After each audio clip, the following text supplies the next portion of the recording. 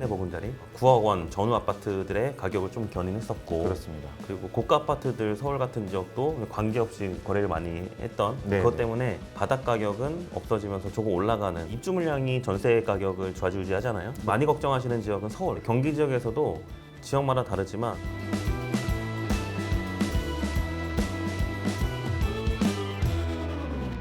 다사다난했던 2023년 부동산 시장을 보내고 2024년 부동산 시장에는 좋은 소식이 들려오길 기대하는 목소리가 많습니다.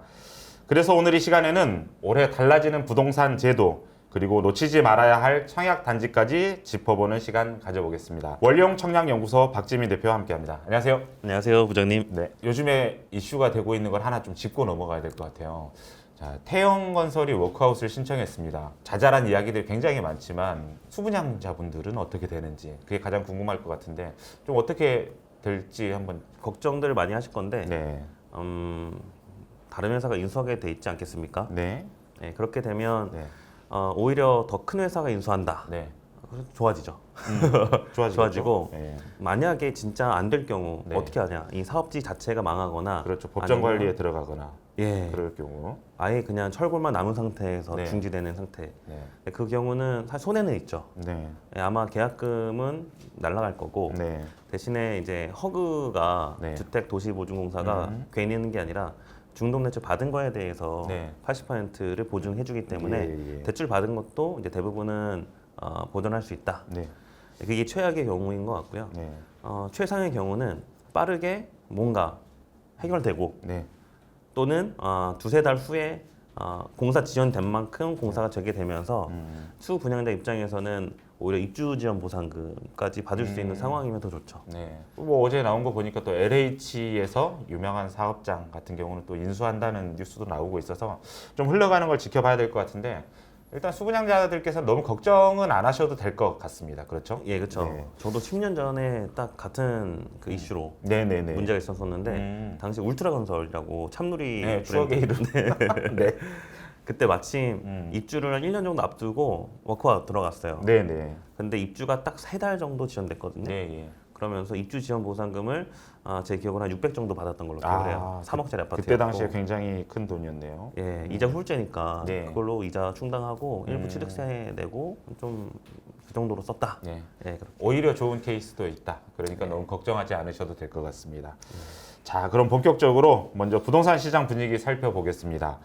올해 뭐 상저하고, 저희가 또 설문조사한 걸로는 상저하중 이런 이야기들이 나왔는데 대표님께서는 또 시장 분위기 어떻게 보고 계십니까?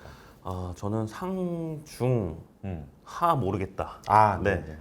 왜냐하면 작년에 정책 자금이 많이 풀렸었잖아요. 네. 4보금자리. 네. 그게 이제 9억 원 전후 아파트들의 가격을 좀 견인했었고, 그렇습니다. 그리고 고가 아파트들 서울 같은 지역도 관계없이 거래를 많이 했던 네, 그것 네. 때문에 네. 거래량이 늘면 올라가죠. 네. 예. 그렇죠. 근데 이번에는 그 신생아특례 대출, 네.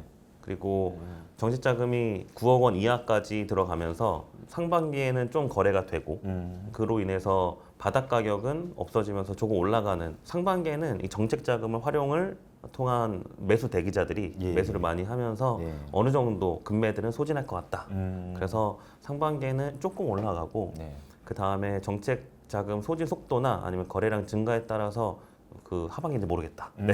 그렇죠. 그럼 올해 이제 입주 물량이 굉장히 뭐 예년 대비 10에서 20% 정도 줄 것으로 대충 예상이 되는데, 이게 전세 시장에 또 직격탄을 맞을 수도 있다, 이런 네. 얘기가 나오고 있습니다.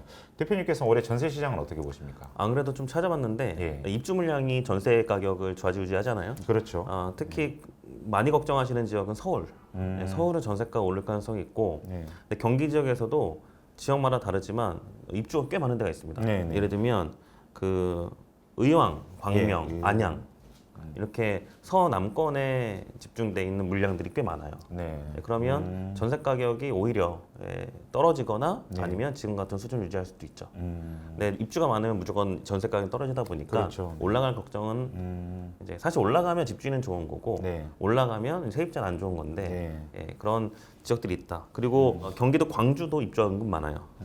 양주, 오산 예. 이런 데도 많고, 의정부 파주, 평택 은근 많습니다. 외곽 쪽에서 분양을 많이 했었고 그게 입주를 하다 보니까 예. 그 동네에서 오히려 전세가 떨어질 수도 있다. 그리고 동탄 이신도시가 있는 화성이 있잖아요. 예, 예. 근데 이신도시는 동탄에서는 입주가 많이 없는데 그 주변에 비봉이나 봉담 이런 데가 좀 입주가 있습니다. 교통방송에 많이 나오는 곳들. 네. 그럼 이번에는 올해 2024년 달라지는 부동산 제도들도 한번 짚어보겠습니다. 자, 이번 달부터 1%대 저금리 또 최대 5억 원까지 주택 구입 자금을 받을 수 있는 대출이 나온다고 하는데 아까 잠깐 언급하셨는데 네. 자, 어떤 건지 자세히 설명을 해주시죠. 조건이 몇 개가 있는데 네. 일단 아파트 가격이 9억을 넘어가면 안 됩니다. 네. 9억 이하에서 최대 5억까지 대출해준다. 예. 근데 이제 소득 기준은 1억 3천만 원까지. 예. 부부 합산이죠. 합산이죠. 네. 그 다음에 자산은 5억 600만 원 이하가 네. 이제 대출 조건입니다. 네. 전세자금 대출도 조금 바뀌었다고 하는데 설명해 주시죠. 일단 소득 기준은 부부 합산 1억 3천만 원 동일하고 네. 자산은 3억 6,100만 네. 원까지. 수도권과 지방의 차이가 있는데 네. 수도권은 이제 전세 보증금 5억 이하, 지방은 4억 이하까지 해서 네. 최대 3억까지 전세자금 대출해 줍니다. 조건 잘 살피셔서 이런 정책 자금은 충분히 활용하시는 게 좋을 것 같습니다. 네. 그리고 요즘에 또 저출산이 워낙 좀 사회적인 문제가 되다 보니까 네. 출산 장려를 위해서 출산 가구에도 특별 공급이 시행된다고 하는데 네. 어떤 내용인지 설명을 좀 해주시죠. 예, 일단 뉴홈에서 공급하는 공공 분양 위주로 주로 대책을 많이 세웠는데 네, 그렇죠. 대책은 좋지만 네, 좀 많이 공급했으면 좋겠다의 전제를 깔고 한번 네. 보겠습니다. 네, 일단 뉴홈 3만 가구, 네. 민간 분양은 1만 가구, 공공임대는 3만 가구 네. 예정이 있다고 해요. 모집 공고를 기준으로 만 2세 이하 자녀가 있으면 특별 공급 자격이 부여가 됩니다. 네, 그리고 이전까지는 특별 공급은 부부 중 한 사람만 신청을 했어야 되는데 네, 그렇죠. 두 사람 둘 다 청약하고 한 사람만 당첨되어도 그거는 취소로 됐었지만 예. 지금은 중복 청약이 돼서 두 부부 중 한 사람이 청약돼도 당첨 인정입니다.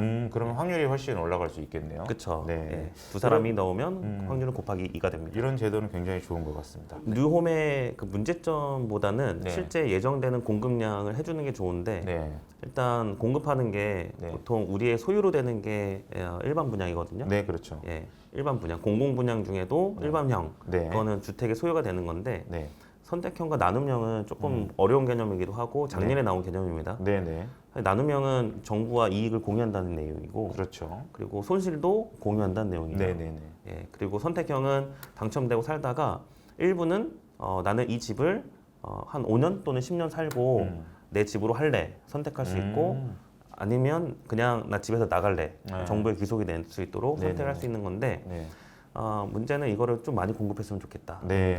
왜냐하면 작년에 80만 원 공급한다 이런 내용이 기억이 나는데 네. 실제 공급량으로 이어지는 것은 진짜 몇 개 없었거든요. 그렇죠. 그리고 공공 분양 대기 중인 것도 지금 현재도 있는데 네. 물량이 생각보다 많지 않습니다. 네, 네. 단지별로 800개, 600개, 200개. 그러니까 뭐 10,000개 이상 채울 때까지는 시간이 많이 걸려야 될 것 같습니다. 네, 결국은 이제 또 재원이 들어가는 문제다 보니 또 쉽지 않은 문제인 것 같습니다. 네. 그럼 다음 시간에는 올해 눈에 띄는 청약 소식과 또 관심 가지면 좋을 단지들 알아보는 시간 가져보겠습니다. 저희는 앞으로도 새로운 소식이 나오면 전해드리고 분석해보는 시간 가져보겠습니다. 찐코노미를 구독하시는 구독자분들 올해 모두 청약 당첨의 기쁨, 내 집 마련의 기쁨 이루시는 한 해 되길 바라겠습니다. 오늘 말씀 감사합니다. 감사합니다.